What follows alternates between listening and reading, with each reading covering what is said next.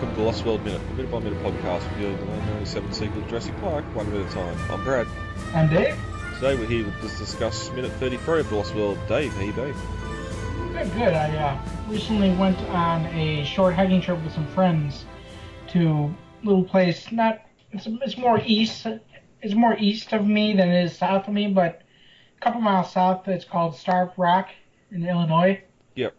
Well, we didn't actually go there. We went to a place about a mile down called Matheson, and it's got these great bluffs and canyons in it, and it looks like something straight out of the Lost World novel.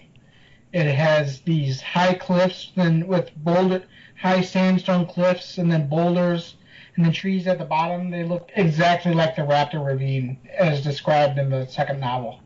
Yeah, you didn't even have to, when you put the photos up online, you didn't even have to describe what they were. They just looked like it. Uh-huh. Some beautiful country there. Yeah, so that's pretty much exactly how I imagine that chase in the novel, that when they go down the ravine all the way to the end with the little cove where they find the raptor's nest. Yep. Because that's how I didn't get pictures there because there's a lot of families and I kind of go more for the isolationist look. Yep. But they had the exact kind of coves there too, where there's just overhanging cliffs and deep caves and alcoves, and it looks exactly as it's described in the novel. So that's what I've been up to. Yeah. No, there are some great pictures that come out of there. Mm-hmm. It's always great when you sort of find that that type of environment. Yeah, it's pretty cool visualization. Yeah. Yep. Mommy! Daddy, you've got to come see this! I found something! Before we get into today's minute, we've got some feedback. Yes, we did. We got an email a couple of weeks ago. I was going to save it for the area film that he wanted to bring up, but Nick, not Nick Van Owen, Nick Van, I'm going to say Truan, emailed us. He loved the show via the YouTube channel. That's where he watches it or listens to it. And one of his favourite moments is the baby T-Rex at the end in the cargo hold. And that whole scene, which is a great scene, and we will certainly get to it and talk to it. Talk a bit more about it when we get there. But thanks, Nick, for the feedback there, and it's good to see there are some people watching/listening on the YouTube channel. It is an easy way to catch the show. And then the end of last week, I think it was Friday, Lorenzo Nava commented on the Facebook page with when Ian's standing in front of the monitors in the minutes we've been talking about, and as he shunts Kelly away and she says it's a height restriction in an amusement park, there's a shot, it's a single shot of a 3D map of Isla Sorna on one of the monitors. We hadn't really noticed it before because later on that monitor's used for the exterior night vision camera, wherever that's set up. I would love to be able to get the ILM files on that map, just because it would be so helpful to just study. I have a little, it's not really a hobby, but I do have a love for maps, and especially the ones that we see in the Jurassic Park series. Yep. And so I would love to be able to see that 3D representation of Isla Sorna, just because we get the false color, I think. The false infrared, no, it's like, I can't remember, it's like a false infrared or false color image of Isla Sorna on Hammond's computer. Yeah. And it's kind of the best map we have of Isla Sorna right now that's not also on the trailers map. But that 3D map right there would be awesome to see, and we unfortunately only get to see it in this one shot. Yeah, and it's not even sort of showing a map of the island sort of low at water's eye level, looking at the shoreline. So it hasn't, the map hasn't spun to reveal the entire island. But the only way you can really tell that it is because it shows that South Bay, that big giant bay that's at the south end of Isla Sorna. Yeah, and it's sort of got that topographical colour to it, where down low is a darker green, and as you get up towards the top of the mountains, it goes to a yellow. But that was a great spot on Lorenzo's part, and a big thanks to him for pointing that out, because it took us on a little bit of a white rabbit hole, just with the whole communication area, looking at some high def pictures that we could. Above the radio, there's a little tag or a sticker that says mobile field systems, and That's right. and That's a right. barcode, or not a barcode, but a like a model number, which I've googled and can't find anything of, which is probably made up. But at this point, up until now, 20 years after the film's come out, there's been no reference to fawn field systems or mobile field systems in the film canon whatsoever. Now, in the pre-San Diego script, it's not. I can't recall if it is or not. I think it is. Yeah. And it uses a lot of that imagery from the second novel in that earlier script. For example, the office is described on the first floor. Yep. Eddie gets Thorne's lines about being strong but light and stuff like that. Which is weird because that's all from a later scene where they're trying to set the baby's leg. Mm-hmm. Yet it's brought forward and used for exactly the same, or used for setting up the high hide with the leg struts and that. So it was just interesting to be able to turn his words around. That's right. In the script, there's also in Eddie's shop they have these struts to put the put the high hide on the scaffolding, 15-foot tall scaffolding like they do in the novel, but Eddie's not able to finish it in time, so they just don't bring it. Yeah, and that's, I don't know if we mentioned it when we were talking about the RV to start with, but in that concept art, there's actually bridging equipment on the on the roof of the rear trailer as well, like a lot of storage containers with bridging equipment and stuff like that, and just having to deal with any situation when they get to the island. Because it's one thing about Sauna, we have not seen a single road yet, and we never do. No, not in the movies we don't, which is kind of a shame because I do like that part in the novel where they stumble on these old kind of beaten up, almost entirely overgrown roads, and that it was always kind of added to the abandonment feel of the second novel. Yeah, well, I think it was Bryce tweeted that photo a couple of weeks ago of that like long roadway overgrown with the smoke. And it reminded me of something exactly like from the novel where should they just turn that corner, they're going to see the roof of this 2 football field across structure. Yeah. As described in the novel. Yeah, and there's roads when I go into the bush up here. There's roads where they're not used that often, and the bush is growing back. You got foliage and that's slapping your mirrors, and it's described just like that in the novel, where the foliage is regrown all the way back into the road, and they like it's scraping along the side of the RVs, and it's just so tight. There's no real space to be open. There's a spot downstate that my father and I used to go camping at. That had a road that, in order to get to it, you had to go up this road that described exactly just like that. The foliage slapped against the side of the truck. Sometimes even when we first got there was a downed tree that we'd have to take care of because it was this guy's property that we knew, and he just let us camp back there. Yep. Well, that's it. It's whether it's a heavy rain event, a storm, you always get trees come down as well. We know Eddie's got the winch on the front of the M-Class, so that could, even though the trailer was leading the charge, which probably shouldn't happen, you'd want the smaller, lighter vehicle going ahead. For that one scene we get of him driving up the grassy plain, but before we leave the communication centre, also in the previous minute, I thought it was like wave files playing on the centre monitor, because especially rewatching it, you can still hear that ambient noise, which is really loud. But no, on closer inspection, it's a Satcom display. There seems to be 2 satellite channels or feeds open to the trailer. Whether one of them is linked through the mobile device that Malcolm had, and couldn't get to work. Mm-hmm.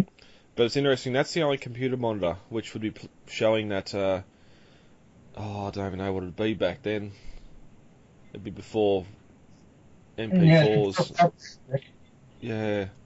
But the other two monitors are TV monitors. Now, famously in Jurassic Park, a lot of that computer stuff you see in the control room wasn't actually being generated by computers in the control room. They had a whole second area set up offset where they were just sort of feeding computer information to those screens to make it look like Arnold and that were doing stuff. Yeah, really I think they probably did was they just set up a B-roll for about a minute or so, and then just rolled the camera for a minute and just used that B-roll, put it on a VHS and stuck it on a floppy disk or something, and then just played it on the security monitors. Yeah.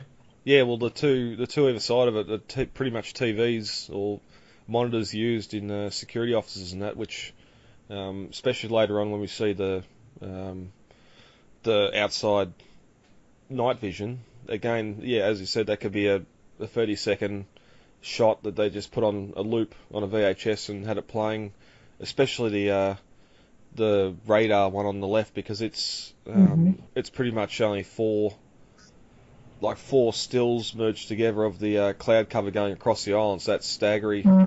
We get a shot when Kelly's actually going in and walking up through the trailers of those two with the I think they're the test colour lines, like the test bars. Normally when a channel, TV station or something goes off the air, you get that colour circle. They're actually on those two monitors when Kelly's walking up. There's no feed into them yet. Yeah, that's right. That was just something I found interesting anyway. Looking into all that little back stuff. So yeah, thanks guys for the feedback. We do appreciate it. We do like to talk about it on the show. So if you want to leave us any feedback, either through email or Instagram or the Facebook page, just post it up. We normally record on a weekend, so if you notice something coming up in an upcoming minute you want to discuss and you want us to talk about as well, let us know and we'll do it. Yeah. Yeah, we've just gone over 200 likes on the Facebook page. I forgot to mention we got up to 600 likes on the on Instagram. Wow, that is flourishing. It is really. Yeah. All right. So that's it. You ready to get into minute 32? No. Yeah. I got stopped at minute 33.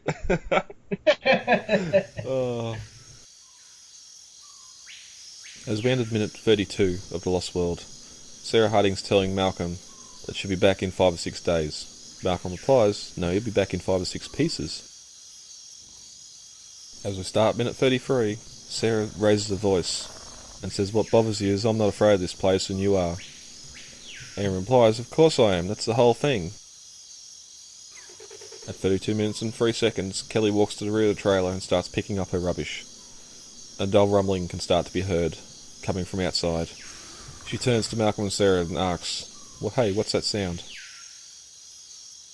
At 32 minutes and 11 seconds, as the drums start, we get a shot of 7 helicopters approaching the island, over the cliffs.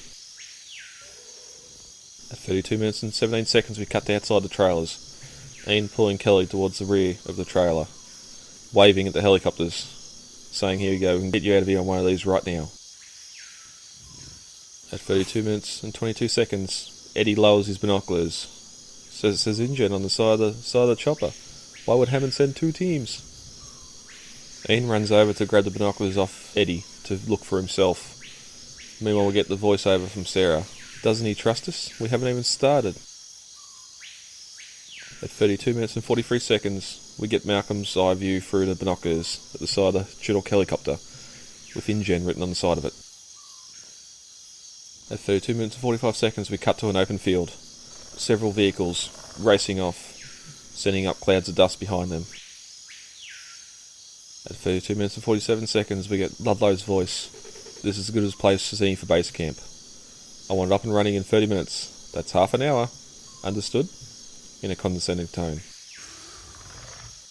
At 32 minutes and 57 seconds, we get some camouflage netting moved to the side to reveal Roland Tembo. He tells Ludlow to cancel the order. And as we end the minute, Ludlow puts his hand over the microphone and asks Roland, "What? Why?" And this ends the 33rd minute of The Lost World. Alright, we get straight into this from minute 32 with Sarah, "What bothers you? I'm not afraid of this place and you are." And I think she's been pretty much putting that forward since we met her. Just with her actions and the way she's been acting around Malcolm, just so blasé. Well, not blasé, but walking through the water, chasing the stegosaurs. Like, again, I think that she's had some danger being there, but sort of once you've had the bad, now she's just enjoying the good, kind of thing. Mm-hmm. And Ian, exactly, that's the whole thing. Like, it's almost a if they wanted to go more for comedy, he could point to his leg and say, "You think?" Like, yeah, really, almost be like some kind of the Odd Couple or something like that. You know? Yeah. But again, it's what those two have been playing off each other since they met back up. Ian's like saying, "This place is dangerous, we need to get out of here," and Sarah's, "No, it's fine, we know what we're doing." Yeah. Kelly returns to the rear of the trailer. She's just going all over the place to clean up. Yeah. And everyone, so both her and Sarah have been throwing stuff in the bags, and there's still a mess there. One thing I did notice too, where her pillow and that's set up, is on the aluminium checker plate, or diamond plate, on the side of the trailer, not on the carpet. So that would have been a cold, hard surface to lay on. Yeah. If that was where she stowed away. Mm-hmm. But we get the rumbling start to pick up. Kelly, "What is that?" And we get our first shot of the helicopters appear, and that sort of Trek music or jungle music starts to really ramp up. Mm-hmm. When I was in this area and I went to the Redwoods, I got like a perfect frame for frame shot of that ridge that they come over, and what you really don't realize is it looks small in the movie, but it's really it's this whole other section of land you can actually walk on. There's a trail that goes out to there, and there's some benches you can sit on and look at the ocean out there, and it's really this whole complex overhang of just vines and foliage all kind of just woven into a green tunnel. Yep. And another thing I like about this minute here is when Ian Malcolm says, "What you need is a good antipsychotic." Yeah. So I always tell my friends that when they're freaking out, I'll tell them, "What you need is a good antipsychotic." Now we get a view of the rear of the trailer here as the helicopters are coming in. IPF spotlights. I got two of them that I used to use on my car. That I got around '97 too, so they would have been new then. We've got Eddie and Nick watching the approaching choppers. Nick's taking a couple of photos. Eddie looking up at it through the binoculars. Don't get it. It says InGen on the side of the chopper. Why would Hammond send two teams? And Ian's looking at the binoculars backwards. Yes, one little flub we got here takes out and looks through them backwards, and then we get his point of view looking up at the one of the Chinooks. Yeah, which of course then we see it's zoomed in, and so of course it's zoomed in, and like he's looking through binoculars in the normal sense, but in reality he's looking at them backwards. Yeah, yep. Yeah, in reality it should be a little tiny helicopter there. Yeah, really. Yeah, it reverses the I'm just going to say it reverses the polarity of the light. That's what I was looking for. Yeah, but he's sort of pulling Kelly all over the place, not letting go. Kelly's cut the umbilical dad. Notice the sat phone's still sitting on the bonnet of the M-Class, which is a good little bit of continuity there. Sarah, "Doesn't he trust us? We haven't even started." And then, yes, as you said, Ian grabs the binoculars off Eddie and looks through them backwards. We get to see the Unimog underneath the Chinook transport helicopter. Big InGen on the side in a different logo. This is the first of the written InGen logos we've seen. Just over the symbol logo we've got from Jurassic Park. Yeah, this is actually written out like how we see it on the on the illuminated sign in the InGen in the InGen Waterfronts complex. Yeah, yeah. Which I think has been discussed sort of around the social medias, and that maybe InGen had a logo change post Jurassic Park, because I know in Jurassic Park 3 at the lab the logo's different again. Mm-hmm. Which is weird because it's the same exact style that they use in the boardroom. Yeah. And is the same exact style that we see at the worker village, is the Lost World style. Mm. So it's possibly they use a different department logo or something, I don't know. Well, yeah, there might be more than one manufacturer or something. Yeah. But it's interesting here. There's 7 helicopters that are seen on screen. 4 Hueys, one in the front, which is probably the leadership team that isn't carrying anything. Second one's carrying a cage, and then we got 3 Chinooks carrying the 3 Unimogs. Mm-hmm. And that's all we see approaching the Isle now. In that pre-San Diego script, they've got 3 C-130 Hercules cargo aircraft bringing in all the equipment. But we get a cut straight away to the game trail where the cars are all starting to get going. And we've got a motorbike, we've got a Hummer, we've got 2 Unimogs and 2 Jeeps just in that single, or that couple of seconds shot.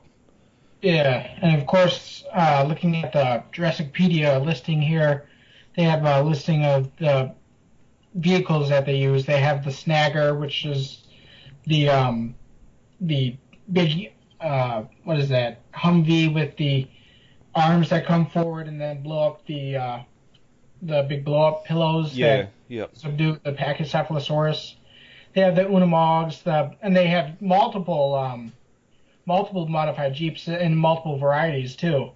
There's 2 of the 2 like the ones that Ludlow and Roland ride in, and then Burke rides in another one with his assistant, and then they have an enclosed version, and then they have the outrigger version that Dieter and Carter are riding in. Yeah, the sort of the one that Ludlow and that's in sort of like a convertible with a camouflage net on top, and the other one that Burke's in sort of a solid roof. And of course, then they also have the motorcycle. Yeah.